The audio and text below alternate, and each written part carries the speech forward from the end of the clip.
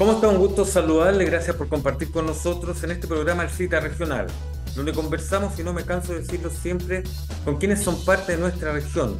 De alguna manera, desde su ámbito, aportan al desarrollo de nuestra región y también al análisis, a la crítica, a la opinión, que es tan importante hoy tener una opinión fundada con lo que pasa no solo en la región, sino que también en el país. Y en este Cita Regional hoy vamos a conversar con cuatro interesantes panelistas, invitados e invitadas. En primera instancia quiero saludar a Camila Flores, diputada de RN por el distrito número 6. ¿Cómo está, Camila? Un gusto saludarla. Hola Bernardo, muy bien, un gusto de saludarte, saludar aquí a todo el panel con mucho afecto, a nuestros televidentes que nos acompañan en días sumamente intensos. Ha sido un final de año, pero muy movido en el Congreso. ¿Para qué decir? Hemos tenido de verdad mucha cosa, pero contenta siempre de poder conversar con todos ustedes. Bueno, y estamos también con quien ha estado en este programa, pero teníamos un compromiso que una vez que pasara todo el proceso, ¿no es verdad? Podía reintegrarse para conversar con nosotros. Recordemos que fue miembro de la comisión experta. Ya vamos a hablar de eso. ¿Cómo está Paz Anastasadis? Abogada, gusto tenerla también. Paz, parece que tenemos un problema con el audio, con el micrófono. A ver, ya lo vamos a retomar.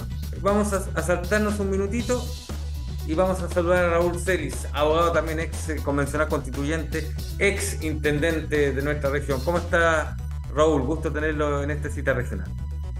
Muchas gracias, Bernardo, por la invitación. Un agrado en este panel paritario, en materia de sexo, no en materia de edad. Ahí le sacamos diferencia con René. Me parece. Bueno, hay que ver, pues. Ya le vamos a preguntar qué le pidieron cada uno a Viejito Pascual. ¿Cómo está, René Luis? Un gusto tenerlo en esta cita regional. Yo más o menos Muy sé lo bien, que le pedí a usted, así que igual le voy a preguntar. muchísimas gracias por la invitación. Me encanta este programa, ustedes lo saben, además, tan agradable con... Bueno, René, ¿me escucha bien usted, René? Muy bien, Perfecto, ahora yo lo escucho estupendo. Paz, ¿arreglamos el problema o no? Supongo, ¿me están escuchando ahora? Ahora sí, oiga, Muy bien, Paz. saludarla, ¿eh? Todos dicen con el dedo hacia arriba, la estamos escuchando. ¿Cómo está, Paz? Un gusto tenerla en esta ajetreada semana, ¿no es cierto? De hecho, lo tiene que hacer desde el automóvil por lo mismo. ¿Cómo está?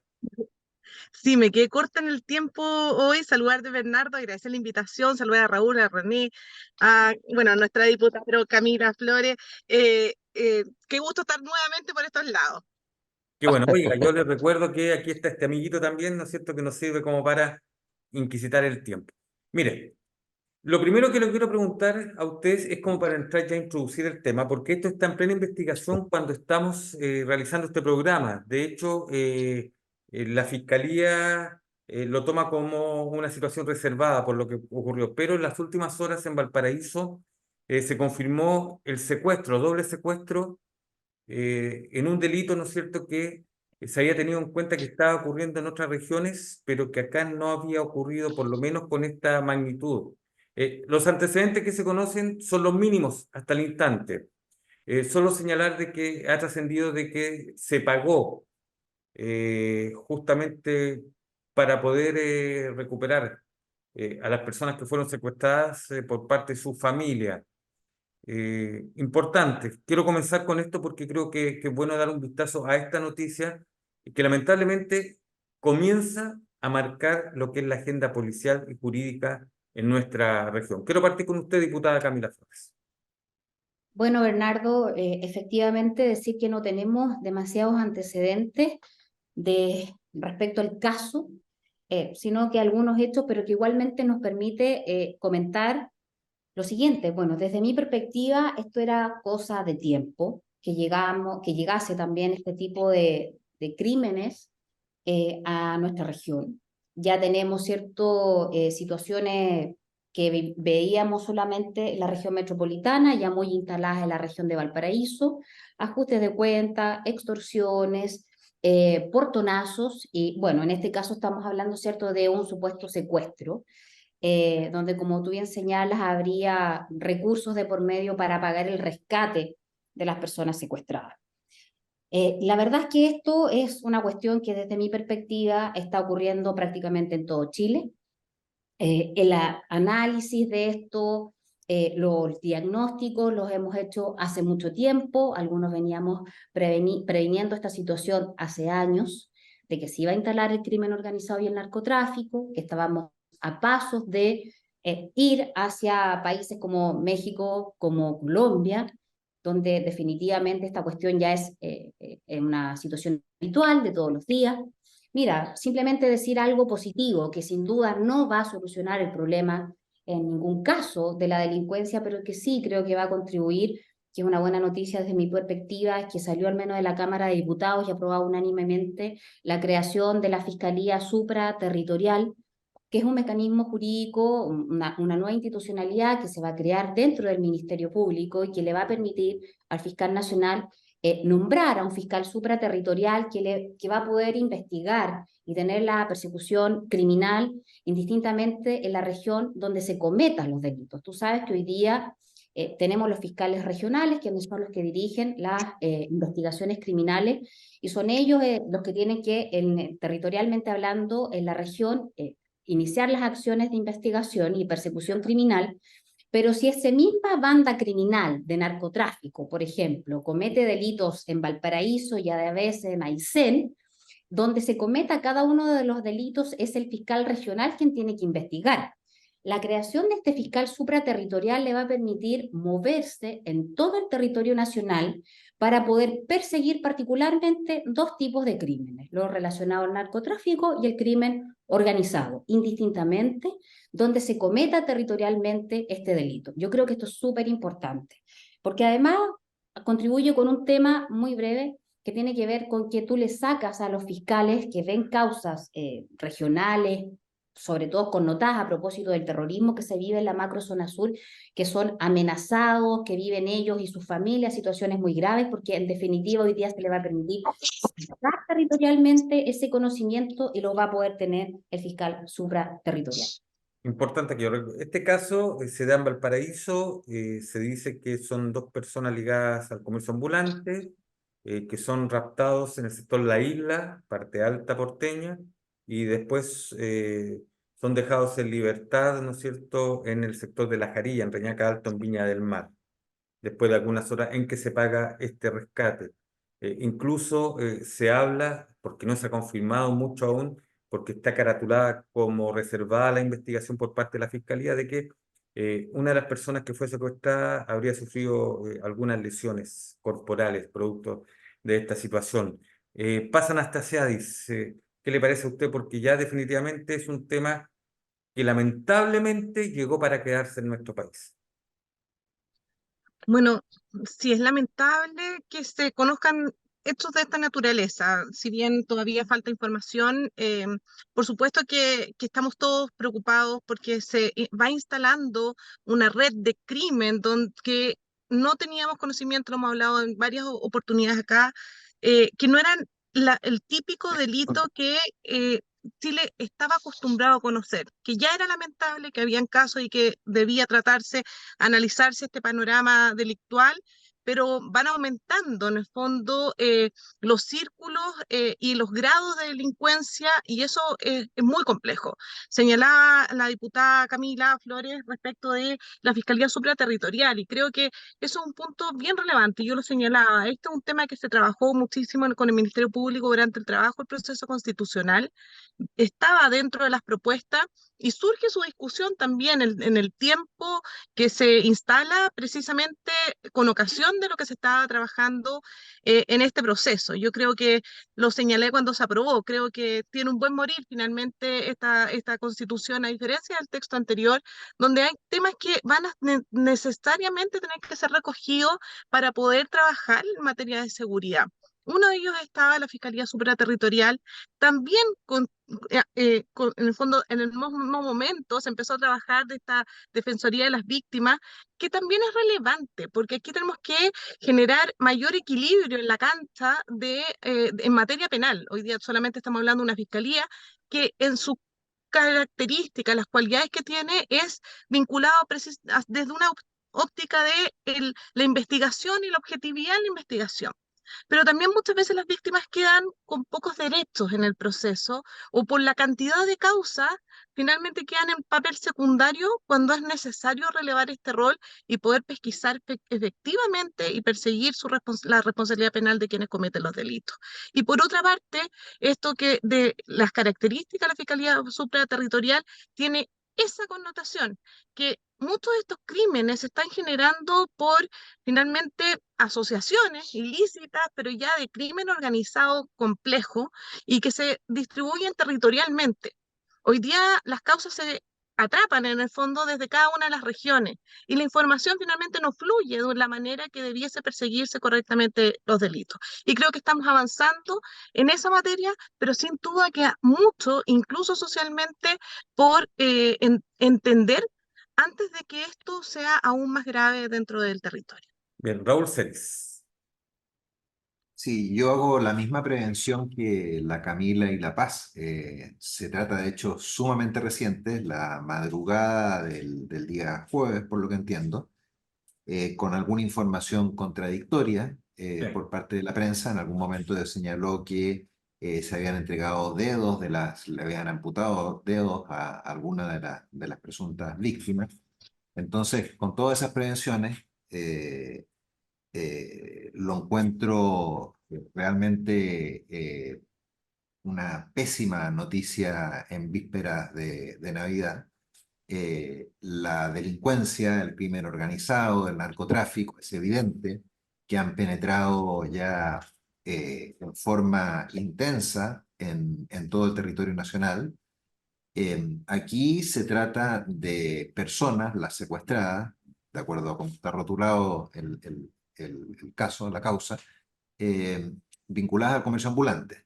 Se habrían pedido 10 millones de pesos de rescate, se habrían entregado 6 millones de pesos. Cosa que también me extraña que haya circulado porque una de las recomendaciones en los casos de secuestro es no entrar a hablar de cifras, a diferencia del sistema eh, eh, que adoptó la ministra del Interior cuando reconoció en un reciente secuestro el pago de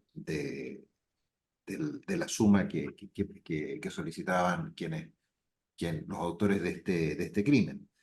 Efectivamente, La Paz tiene razón, la Fiscalía, bueno, obviamente va a tener razón, la Fiscalía Supraterritorial estaba en el proyecto de nueva Constitución, al igual que la Defensoría de las Víctimas.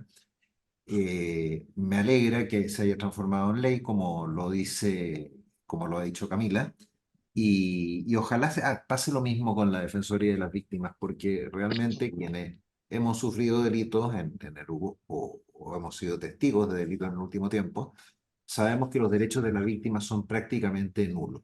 Pero en cuanto al secuestro, la condena más absoluta, y creo que nuestras policías necesitan contar con las herramientas suficientes para combatir la delincuencia, al igual que la fiscalía. Y lamentablemente yo creo que este gobierno no da señales en ese sentido. Habla, pero en los hechos indulta. Perfecto. René Luez, termino esta primera ronda con su opinión. Sí, me parece lo mismo. Yo creo que esto debe ser uno de los delitos más atroces para la gente, porque eh, el detener a una persona, secuestrarla de su lugar de trabajo, de la calle, de su casa, genera un nivel de angustia familiar, del entorno familiar, pero también de la sociedad, porque uno ya empieza a tener temor, incluso de andar en la calle, porque comentaba yo el jueves pasado, el viernes pasado, cuando nos reunimos también, de que en Viña del Mar tenemos que preocuparnos de la seguridad de nuestros entornos, andar siempre preocupados de, de que no nos roben y nos asalten. Luego de que se cayó en la palmera y que mató a una persona, tenemos que cuidarnos del cielo ahora y más encima ahora de cualquier persona que se nos acerque. Entonces, la sensación que se genera con los secuestros es brutal en la comunidad. Por eso que debe ser uno de los delitos a los que más debe abocarse nuestra policía. Tenemos una gran policía de investigaciones, pero falta personal Y yo creo que falta mucho equipamiento tecnológico de última generación. Hay que invertir mucho en eso porque tenemos una gran policía, pero claro, hay que dotarla de mayor personal y mayor, por supuesto, tecnología. Y por último, me parece que de alguna buena vez hay que ser más proactivos. Somos muy reactivos cuando se enfrentan a estos delitos. O sea, se crean todas las instancias, a pesar de que hay experiencias a nivel mundial de cómo viene. Uno ya sabe cómo, lo que viene, lo que va a llegar a Chile, o lo que uno, digamos, cómo se importan este tipo de delitos. Uno ya lo ha visto en otras partes del mundo. Uno podría ser proactivo y adelantarse a la infraestructura, pero también a las leyes, para tener forma de poder enfrentar y no solamente ser reactivos. Las leyes se hacen después que se generan, digamos, todo tipo de drama o de problemas. Me da la impresión de que ahí tenemos que hacer un cambio de switch y adelantarnos a los hechos. Hay muchas experiencias a nivel mundial, sabemos cómo viene la mano. Hay muchas policías a nivel mundial también que han avanzado mucho en el enfrentamiento con estas bandas que son cada día más avesadas y más violentas y más Bien, organizadas también. bueno, sin duda un tema que está en desarrollo, que a continuación de las horas que vayan pasando, ¿no es cierto?, vamos a ir teniendo más antecedentes. Vamos a otro que no podemos dejar de gozar. Vamos a estar a una semana prácticamente desde que se conocieron los resultados del plebiscito constitucional del 17 de diciembre. Diversas opiniones. Ganaron unos, perdieron otros, pero quienes tenemos la posibilidad de conversar, de reportear, de estar con la gente en la calle, nos dicen es que perdimos los chilenos en general, porque fueron 4 años en que no se logró nada. Y para más remate, cumplimos con otro récord mundial. Único país que 2 veces rechaza una nueva constitución. Bueno, para hacer un análisis de lo que ocurrió, donde ganó el en contra, donde se dieron más o menos vueltas los resultados en comparación a septiembre del año pasado, creo que es bueno tener la opinión de ustedes. Quiero partir con ustedes, diputada Camila Flores. Mira, muy breve y para solamente a propósito del tema anterior y a propósito que lo mencionaba Paz y Raúl, estamos viendo ya el proyecto de Defensoría de las Víctimas. Le rogamos al actual gobierno que no quería poner en tabla este proyecto, que por favor lo hiciéramos independientemente del resultado del plebiscito del domingo pasado, que sí contemplaba la creación de la Defensoría de las Víctimas. Bueno, por una cuestión electoral lo pusieron en discusión y por lo tanto estamos ya viendo en la Comisión de Constitución de la Cámara de Diputados este proyecto. Ahora, respecto al plebiscito, yo le dije a René Luez que iba a ganar el en contra. Se lo dije en una actividad que estuvimos juntos en Viña del Mar. Y me decía, mira, yo tengo la sensación de que no. Bueno, finalmente estaba todo, nadie podía hacer como una apuesta real de lo que iba a ocurrir.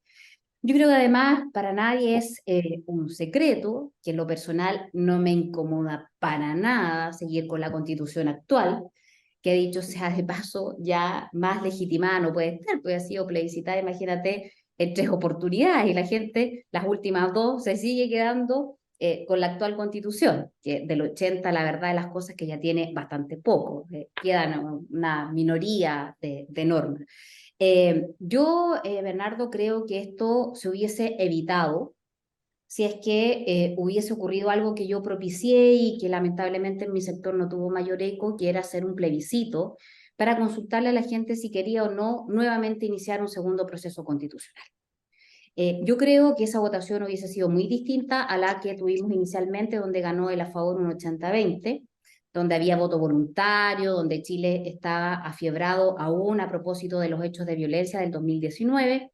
Yo creo que haber hecho un plebiscito este año con voto obligatorio y ya con mayor racionalidad y mayor mesura en el país hubiese arrojado un escenario distinto.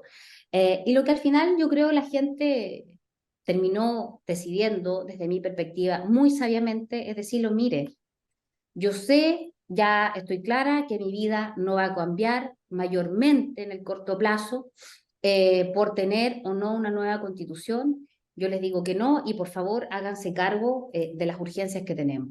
Yo, la verdad, es cosa que ustedes vean mis redes sociales, yo hago muchísimo terreno, estoy mucho en la calle y la gente siempre me decía, mira, si aquí pueden hacerle mejoras, modificaciones a la constitución que tenemos, como ya lo han hecho, ¿para qué hay que escribir una de nuevo?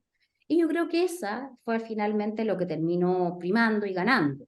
Yo no creo que aquí hayan triunfadores o perdedores, por el contrario, o sea, tú lo decías, Bernardo, o sea, al final son 150.000 millones de pesos que se terminaron gastando en estos procesos constitucionales, donde se pudo haber hecho muchísimo por urgencias sociales, sobre todo, que tenemos en el país, y quizás se hubiese evitado esto, que, digámoslo, esto nace de un grupo minoritario de la ultraizquierda que querían instalar en Chile una asamblea constituyente, donde uno veía las protestas pacíficas del 2019, la gente pedía mejores pensiones, salud, en fin, pero nueva constitución, la verdad es que no se veía. Esto lo fue instalando y es un anhelo de la ultraizquierda, sobre todo, entre muchísimos años.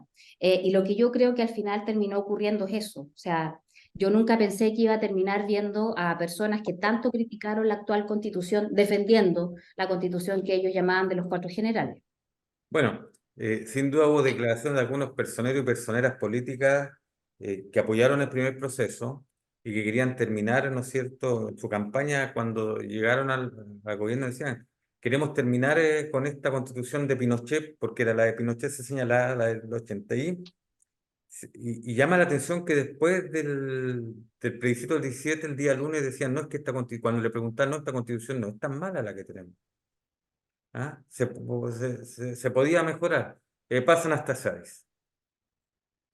Bueno, yo soy de quienes, claro, no me gustan esos nuevos conceptos solo para acomodarse finalmente a resultados o posiciones de campaña, que fue también parte de quienes instaron una posibilidad de irse en contra. Aún así, creo que se me fue Sí, pasa. mi señal. La imagen Ahí estoy. se perdió. Ahí Ahí sí. sí. Aún así, a ver, yo soy de la opinión de no solamente esto surge el año 2019, somos muchos de un sector político amplio que refleja la centroizquierda que queríamos una constitución nacida en democracia, así como tenemos características de haber rechazado 2 veces un plebiscito, también tenemos como característica ser el único país que mantiene una constitución que se gesta en dictadura. Y ese era el problema de origen. Y dentro de mi reflexión precisamente estaba vinculado a que cómo se puede decidir rechazar o no un texto si yo he instado como país tener una nueva constitución que surja en democracia. Para ello yo decía, el elemento trascendental tendría que ser, por tanto, que ese nuevo texto me origine algo muy similar a ese vicio de origen. Ejemplo, la convención anterior. No obstante, este proceso, las características de esta constitución, finalmente generaban todos los requisitos comunes que son propios de una constitución y que permitían dar una continuidad, un proceso transitorio también responsable del país en el que vivimos para poder continuar mirando hacia el futuro. Eso finalmente se rechaza, pero espero que muchas de sus normas a futuro, no hoy, porque creo que los problemas más urgentes son necesarios de que sean parte del debate Congreso Nacional y no transformarse finalmente en un nuevo órgano reflexionando sobre constitución, sino que normas de ella, porque yo creo que acá lo principal es que queda zanjado que se valida un texto constitucional que el que tenemos vigente y a partir de eso el debate democrático debe surgir. Pero finalmente desde esta misma 55, 44% hacia el en contra y hacia favor, perdón, hacia el a favor y en contra ganando el resultado, pero la verdad que aquí no hay ni vencedores ni vencidos, hay simplemente una clase política que continúa perdiendo adhesión, perdiendo representar las posibilidades que tiene real de generar un debate sano, democrático, alcanzar verdaderos acuerdos. Acá si uno mira el conjunto de votantes, no se representa dentro de, por ejemplo, el en contra, una masa política de solo un sector determinado que pudiese decir estamos nosotros adhiriendo. Hay un importante sector que dice relación con quienes instaban una nueva constitución y fueron en contra, y otro importante sector que nunca han querido tener un cambio constitucional. Finalmente se encuentran los extremos en una decisión en contra y además otro capital político y votantes. Y también se dio la relación directa en los dos procesos, que había normas que afectaban directamente el pensamiento ciudadano, el pensamiento, y dentro de eso fue el debate de las tres causales, que no me cabe duda que quedó subsanado dentro del proceso. No obstante, los temores que se generaban también daban para poder tener una incertidumbre respecto de tres causales, que creo que es una buena legislación y entendía que se mantenía también con el texto anterior. Pero creo que aquí no hay vencedores no vencidos, acá perdió la política y perdió un sector que siempre quiso una nueva constitución. Bien, le vamos a pedir a Raúl Celis, a René Lues que nos esperen unos segundos porque ya me avisan que el tiempo de este primer bloque ha concluido. Nos vamos a separar en esta cita regional, reitero, solo por algunos segundos y ya volvemos para seguir conversando con nuestros panelistas del día de hoy.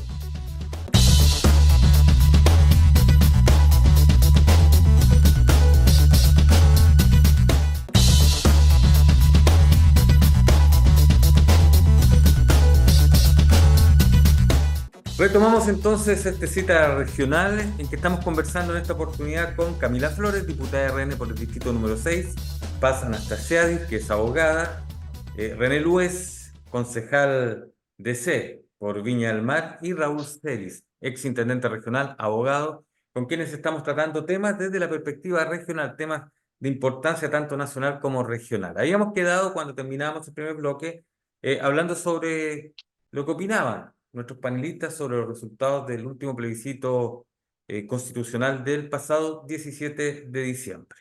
Raúl Celis, ¿cuál es su opinión con respecto a lo ocurrido? Yo pienso, Bernardo, que aquí, más que votar en contra del texto, que a mí no me parecía un mal texto, creo que era bastante superior a la Constitución actual, eh, lo que se produjo fue un hastío contra la política, eh, un convencimiento de que las constituciones no resuelven los problemas que motivaron el estallido social de octubre del año 2019, y que la solución del 15 de noviembre del mismo año del Acuerdo por la Paz Social y una nueva constitución no fue la salida a los problemas que tenía la salida adecuada a los problemas que tenían las personas. Todo eso al margen también de unas campañas de descalificaciones que a mí me gustaría precisar algunas cosas. Oía a la expresidenta Bachelet, por ejemplo, criticar lo que se postulaba en materia de salud, lo que se postulaba en materia de educación, en materia de las tres causales, del aborto. Y yo revisando el proyecto constitucional de Bachelet me encontré que en materia de pensiones ella proponía la existencia de un sistema privado y un sistema público, que en materia de salud proponía la existencia de un sistema privado y un sistema público, que en materia de educación también privilegiaba la libertad de enseñanza con todo tipo de colegios particulares, que en las Fuerzas Armadas establecía ella en su proyecto, o sea, lo que ella realmente pensaba, porque esos proyectos cambian, ¿verdad?, en el Congreso, un capítulo especial para las Fuerzas Armadas, no con otras materias incorporadas, que incorporaba el derecho a la vida, y con los argumentos que ella misma daba a favor del aborto, uno podría haber dicho que al incorporarse el derecho a la vida, también se estaba atentando contra el aborto en tres causales, que todos sabemos que no era así. Y aquí hubo un sector, que fue un sector de la izquierda, el que impidió cambiar esa norma. Pero en fin, creo que toda esta aparente, también creo que hay aquí una polarización de la clase política, de jugarse, un poco lo ha dicho La Paz, al todo o nada, eh, que en la población no es tal. Yo creo que la población no está polarizada. Sí, nuestra clase política. Si me permites un segundo, en los 60, 70 y 70, en 10 años, nosotros tuvimos en esos 10 años 3 experimentos totalizantes, ¿ah?, que fueron la Revolución en Libertad, la vía chilena al socialismo y el capitalismo del gobierno militar. En esos 3 periodos la sociedad chilena estuvo completamente polarizada, al igual que los partidos políticos. Eso cambia a partir del año 90, incluso un poco antes, uno podría decir del Acuerdo Nacional del año 85, termino de inmediato, y se manifiesta en las modificaciones constitucionales del año 89. Durante 30 años, que son los 30 años criticados, esa fue la generación que gobernó básicamente al país. Una generación que había conocido lo bueno y lo malo de los periodos que señalé anteriormente. Esa generación lamentablemente se ha desgastado en los últimos años o ha fallecido, y lo ha sucedido una generación que nuevamente está tensionando la política, polarizándola, y eso repite las conductas de los 60 y de los 70 que no ayudaron al crecimiento del país. Bien, René López. A mí me pasa que eh, un cierto nivel de impotencia con todo este proceso, porque si uno considera o lo evalúa desde el año 2019, cuando se firma finalmente en noviembre el acuerdo por la nueva constitución, y lo terminamos en diciembre de este año, eh, es increíble cómo lo único que se perdió fue tiempo y dinero. Perdimos más de 150.000 millones de pesos, o sea, 170 millones de dólares. Perdimos un tiempo precioso donde pudimos haber llegado a importantes acuerdos como país. Yo era partidario de tener un nuevo pacto como sociedad, una constitución que efectivamente fuera una casa de todos. Y me parece que la oportunidad perdida por parte de la izquierda eh, radical en el primer periodo, en la primera propuesta, y también yo creo un nivel importante de cerrazón por parte de la extrema derecha en este segundo periodo, para no aceptar, digamos, también un espacio que fuera más de consenso.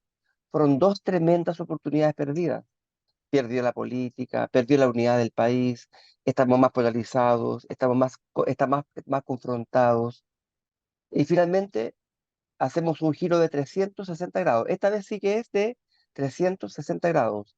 Dimos toda la vuelta para llegar exactamente al mismo lugar en que nos encontrábamos en 2019. Me parece increíble realmente que un país tan respetado a nivel mundial por su seriedad, por su capacidad de llegar a acuerdos, por su capacidad de poner los grandes temas en un nivel importante de consenso social, no hayamos sido capaces en 4 años de lograrlo, con dos proyectos rechazados por la comunidad. Realmente es una pena gigantesca terminar diciembre del 2023 exactamente donde partimos, pero más polarizado, con pérdida de recursos y una pérdida de tiempo que va a costar mucho resarcir. Yo creo que generamos un problema delicado hacia la comunidad. Yo espero que esto cambie en el futuro, pero hoy día, por lo menos, yo espero que en el Parlamento hoy día tengamos todos un nivel mayor de amplitud para hacer los cambios que todos pensamos que son buenos hacer en beneficio del país.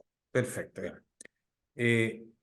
Hablemos de otro tema, que también está relacionado un poco con esto, porque al día lunes siguiente, el día 18, se presenta la anunciada acusación constitucional contra el ministro de Vivienda, Carlos Montes. Y hay un sector oficialista que señala de que, simples palabras, es una especie de venganza porque se perdió y se quiere sacar de lo que es la discusión pública el tema de esta pérdida, y en cierto modo son voladores de luces, ya que estamos pronto, ¿no es cierto?, al año nuevo, y algunos espectáculos pirotécnicos son voladores de luces de parte de la derecha y de los perdedores. Diputada Camila Flores, ¿va a llegar a buen puerto esta acusación constitucional? ¿Usted cree así? ¿Usted la apoya? A ver, primero decir que yo siento que no me siento derrotada ni perdedora, ni mucho menos. Por el contrario, creo que no es así. Por otro lado, decir que la acusación constitucional en contra del ministro de Vivienda fue anunciada mucho antes del plebiscito, del día de la elección. Por lo tanto, podría tener cierto sustento si es que nosotros lo hubiésemos anunciado, ¿cierto? Y se hubiese hecho esta acusación posterior lo hubiésemos hecho el día 18, pero esto se anuncia mucho antes. De hecho, hay parlamentarias que llevaban, yo diría que casi un mes con el anuncio de esta acusación constitucional, que lo habían hecho. Mira, esta acusación, Bernardo, cuando parte, yo te debo decir que siento que partió bastante débil. Creo que en ese entonces, que fue este martes, no tenía tanta fuerza, pero al correr de los días, esto ha ido cambiando. Yo no voy a dar los nombres, pero sí he estado hablando con algunos diputados ex demócratas cristianos, algunos de ellos, que entiendo que están en demócratas, quienes sí están evaluando muy seriamente la posibilidad de apoyar esta acusación constitucional, y siempre hay otros parlamentarios que son independientes que podrían también apoyar la misma. Entonces, algo que desde mi perspectiva había nacido con bastante poca fuerza, al correr de los días sí fue tomando más contundencia. Por lo tanto, yo no descarto en ningún caso de que se logre los votos, porque hoy día la oposición, la derecha, somos 70. Para lograr acusar constitucionalmente al ministro Montes se necesitan solo 78 votos. De los cuales, para ser bien concreta, yo no voy a dar nombres ni nada porque no corresponde, pero entiendo que solamente faltarían 4. Solamente faltarían 4, lo cual no es para nada difícil de lograr. Entonces, como te digo, nosotros obviamente como la oposición estamos todos cuadrados en apoyar la acusación constitucional. De eso no hay duda. Porque claramente aquí hay una responsabilidad política que tiene el ministro Bernardo, más allá de que si él haya estado involucrado o no. Yo, en lo personal, creo que él no estaba metido en esto, no creo que él se haya involucrado en este delito, pero sí él tiene una responsabilidad jerárquica como jefe superior de un servicio de saber las cosas que están pasando en sus seremías y digamos, sus dependientes, las personas que trabajaban para él, asesores, en fin. Y ahí hay una responsabilidad política importante. Miren, esto es como cuando pasa algo en Carabineros. Responde siempre el general director respecto de lo que puede hacer el carabinero recién egresado de la escuela, porque tiene la obligación de tener que responder políticamente por el servicio que están dirigiendo. Entonces, eso de que él no sabía nada, de que no se le informó, también ahí hay una negligencia desde mi punto de vista bastante inexcusable. Y yo esperaría, solo para terminar en este tema, que el ministro Monte no se exponga a esto. Ojalá él renunciara. Creo que no es bueno para él, ni la trayectoria política que ha tenido, que termine sus días en el servicio público con una acusación constitucional. Él debiera renunciar, porque además creo que no se merece un trato tan vejatorio como el que está teniendo, por algo que, insisto, políticamente tiene responsabilidad, pero no creo que esté involucrado en la comisión de delito. Pasa Anastasia Ares. Bueno, yo creo que acá viene de la mano, por supuesto, esta acusación de una situación muy compleja, que se trata de un acto de corrupción que ha sido generalizado y que hoy día está en manos no solamente ya de Contraloría, sino del Ministerio Público. Y eso es relevante, por supuesto, y son materias que uno dice, bueno, esto es grave, esto debiese en el fondo dar un paso atrás, quien está en la cabeza jerárquica finalmente de un ministerio, pero es complejo precisamente cuando se ha votado una constitución dentro de un plebiscito y no se alcanzan mayorías, no se alcanza unidad y el país en el fondo está decidiendo hacia un lado, es decir, como, por favor, hagan lo que se necesita con urgencia, que es aquellas materias más vinculadas a la calidad de vida, que aparezca una acusación constitucional que empieza a generar, obviamente, espacios de actividad, empieza a coaptar los espacios de actividad legislativa para ir resolviendo asuntos que son de carácter político, que no son las mayores urgencias de las personas. Entonces, creo que es complejo presentar una acusación constitucional, el panorama no lo veo tan fácil tampoco, cuando se han señalado sectores que podrían estar más vinculados a una votación favorable, que en el fondo es votación amarillo, demócrata, y por lo menos oficialmente, de acuerdo a la información que señala Camila, distinto, pero o demócrata salió señalando que no, y la democracia cristiana. Entonces hay 3 sectores que ya estarían diciendo que no a la acusación constitucional y que empecemos a ver estos temas que son de mayor urgencia. Queda solo un mes finalmente antes del receso legislativo y creo que eso eran las cosas más urgentes y no se están dando. Y también, por otra parte, si se cae esta acusación constitucional, es un error estratégico político, si uno lo observa. ¿Por qué motivo? Porque al final, acá quien tiene que poner el orden de la casa es donde nuestra institucionalidad pone el foco, que es el gobierno. Este gobierno está desordenado, es parte de la crisis, no es solamente la necesidad de solucionar la crisis, es parte de la crisis. Y por lo tanto, lo más relevante post plebiscito debiese ser que sea el gobierno quien ponga el grado de legitimidad para empezar a actuar en aquellos temas más urgentes. Hay una reforma previsional en curso que todavía no logra el consenso al interior del Congreso Nacional y es una reforma que entró a primer trámite legislativo. Y es bien insólito porque encontramos otra reforma que está en segundo trámite que contó con todas las votaciones por parte de la Cámara de Diputados y se encuentra en el Senado y el gobierno, por el hecho de haber sido presentado por el gobierno Piñera, no le pone urgencia a eso, que ya tiene acuerdos, sino que intenta nuevamente insistir con su temática y queda por otro lado pendiente la resolución del fallo de la Corte Suprema en materia de ISAPRE y, por supuesto, todo lo que tenga que enfrentar la crisis económica que se está viviendo y la crisis en materia de seguridad. Entonces, creo que esas son las urgencias de las personas, no esta pugna política y si el gobierno tiene que dar respuesta porque no está haciendo bien las cosas entre su gabinete, bueno, que sea el gobierno el que se exponga y no finalmente el hecho de no estar representando a las personas. Raúl Celis. No me cabe duda que existe responsabilidad política por parte del ministro Monte, así como tampoco, también no me cabe ninguna duda que existe responsabilidad política por parte del segundo piso de Miguel Crispi.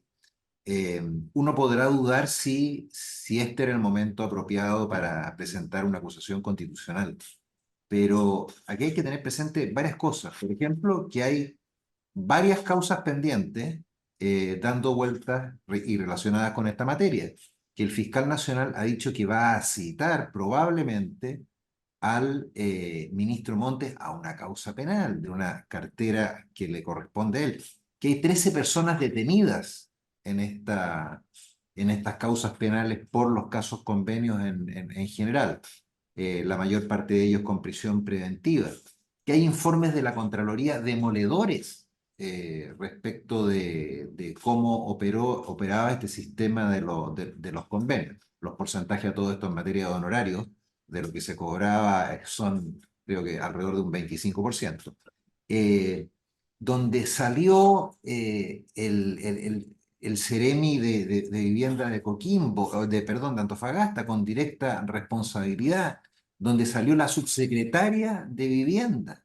La subsecretaria de Vivienda informó al ministro Montes. Claro, ahora el ministro Montes dice, sí, me informaron, pero me informaron que no habían irregularidades. O sea, si uno va sumando un hecho tras otro, a mí me resulta casi incomprensible por qué no renunció, porque lo que ha ocurrido en el último tiempo, por un asunto que denunció un medio de comunicación, además. Entonces, la confianza en la clase política se va perdiendo.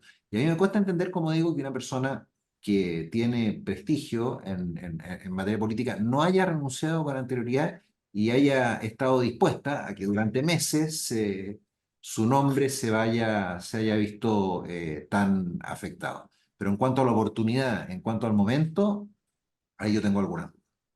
René Luez. Sí, bueno, yo comparto harto lo que se ha dicho. Creo que efectivamente nadie duda que hay responsabilidad política del ministro, la hay, sin ninguna duda. Es legítimo lo que está haciendo, lo que están haciendo los parlamentarios, es parte de las herramientas que tienen, por supuesto, aquí no hay ninguna duda. Sí, esto es legítimo y además el ministro tiene responsabilidad política por todo lo que ha pasado. Son dos, yo creo que dos convicciones que todos tenemos y que todos compartimos. Ahora bien, yo creo que el intento de retomar la agenda un poco política después de la derrota en el plebiscito tiene un riesgo. El riesgo justamente de que logre lo contrario, de que fortalezca al ministro y de que una al gobierno.